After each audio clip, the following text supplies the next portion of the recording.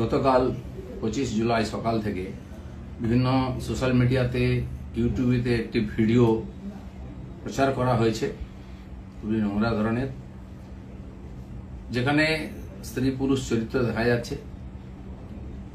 তাদের মধ্যে যে পুরুষ চরিত্র তার সঙ্গে আমার নাম যুক্ত করার চেষ্টা হচ্ছে।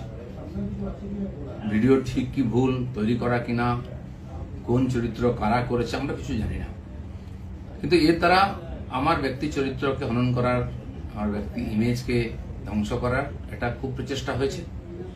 একটি ষড়যন্ত্র চলছে অনেকদিন, সেই চক্র থেকে এটা করা হয়েছে।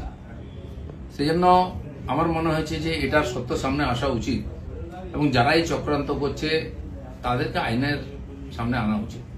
আমি পুলিশের সাইবার ক্রাইমেতে সর্বোচ্চ অফিসেতে আমার তরফ থেকে কমপ্লেন করেছি যাতে এই তদন্ত করা হয় এবং যারা এই চক্রান্তে যুক্ত তাদেরকে এক্সপোজ করে আইনের সামনে আনে, আইনের দ্বারা সাজা দেওয়া হয়। আমি অপেক্ষা করছি পুলিশ কি করে। আর রাজনীতি এটা নতুন নয়, এ ধরনের চক্রান্ত চলতেই থাকে। অনেক বড় বড় নেতাদের, বড় বড় মানুষদের বিরুদ্ধে এই ধরনের চক্রান্ত হয়। এটা হচ্ছে শেষ অস্ত্র প্রয়োগ করে তাকে শেষ করে। আমাদের পার্টিতেও 5-6 বছর আগে বেশ কয়েকজন নেতার বিরুদ্ধে একজন মহিলাকে দিয়ে বলানো হয়েছিল। তার মধ্যে আরএসএস এর প্রচারক ছিলেন এবং পার্টির উচ্চ নেতৃত্ব ছিলেন। তিনি সোজা বলে দিলেন যে যে লোকেরা এই লোকেরা আমার সঙ্গে দেখা করেছে তারা আমাকে রেপ করেছে।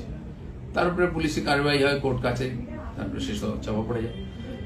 ইদানিং কালে সন্ন্যাসী প্রদীপ্ত মহারাজের ব্যাপারে এরকম হয়েছে। 12 বছর আগে কোনো মহিলা নাকি তার দ্বারা তার উপরে অত্যাচার করেছেন, তিনি এসে স্টেটমেন্ট দিয়ে দেন, সে নিয়ে বিরাট চর্চা হচ্ছে। এ ধরনের ঘটনা লাগাতার হয়। আমাদের পার্টির একজন বরিষ্ঠ নেতা আছেন মাননীয় সঞ্জয় যোশী, তার বিরুদ্ধে বিভিন্ন এই ধরনের ভিডিও সিডি করে সারা দেশে পাঠানো হয়েছিল। অনেক এটা নিয়ে আলোচনা হয়, পরে যখন ফরেন্সিক টেস্ট হয় দেখা গেল সেটা ফেক ছিল।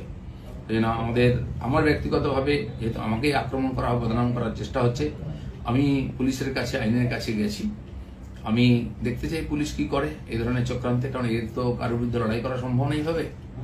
টাকা পয়সা দিয়ে চক্রান্ত করে যে কোনো মানুষকে যে কোনো সময় বদনাম করার চেষ্টা হচ্ছে। তো সেই চেষ্টার বিরুদ্ধে আইন আদালত একমাত্র আমাদের রাস্তা। আমি আইনের কাছে গেছি, লিখিতভাবে বিভিন্ন লিঙ্ককে সেখানে আমি পাঠিয়েছি যে যারা যারা এটা নিয়ে ইচ্ছাকৃতভাবে আমাকে বদনাম করার চেষ্টা করেছে তাদের বিরুদ্ধে ব্যবস্থা হোক।